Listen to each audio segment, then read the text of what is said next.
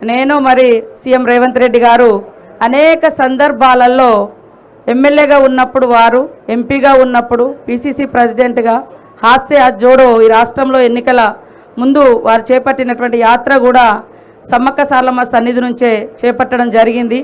ఈసారి మరి సీఎం హోదాలో రావడానికి ఆ తల్లుల యొక్క దీవెనలు ఆశీస్సులు ఎన్నో ఉన్నాయి కాబట్టి ఈరోజు సకల జనుల యొక్క సహకారంతో కాంగ్రెస్ పార్టీకి అధికారం ఇచ్చిర్రు।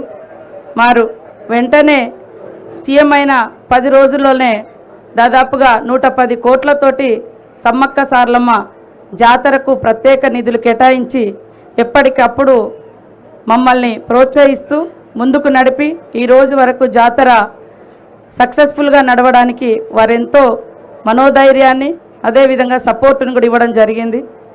మరి ఎలాంటి అడావుడి లేకుండా అధికారికంగామైనటువంటి అడావుడి మేము ఎప్పుడు చేయలేదు। ఈ వారం రోజుల నుంచి మీరు చూస్తున్నారు, నేను మీ అందరితో కోఆర్డినేషన్ చేసుకొని ఇక్కడటువంటి మా కలెక్టర్ గారు, ఎస్పీ గారు, ఇతర జిల్లా యంత్రాంగం అంతా కూడా కష్టపడ్డారు। అదేవిధంగా రాష్ట్ర స్థాయి అధికారులు కూడా ఎప్పటికప్పుడు వారికి ఉన్నటువంటి అధికార యంత్రాంగాన్ని అప్రమత్తం చేసి ఈ స్థాయిలో సక్సెస్ చేసినందుకు అందరికీ ధన్యవాదాలు తెలియజేస్తూ, మరి తల్లుల యొక్క దీవెనతో ప్రజా సంక్షేమ ఇందిరమ్మ రాజ్యాన్ని వారి ఆధ్వర్యంలో సీఎం రేవంత్ రెడ్డి గారి ఆధ్వర్యంలో కాంగ్రెస్ ప్రభుత్వం ఎల్లకాలం ప్రజలకు అందుబాటులో ఉండి పనిచేసే విధంగా మంచి ఆరోగ్యాన్ని మంచి ఆలోచనతో ముందుకు నడిచే విధంగా ప్రజలందరూ సంక్షేమంగా ఉండే విధంగా దీవెనలు ఇవ్వాలని మరి బ్లెస్సింగ్స్ ఇవ్వాలని ఆ దేవుళ్ళను కోరుకోవడం జరిగింది।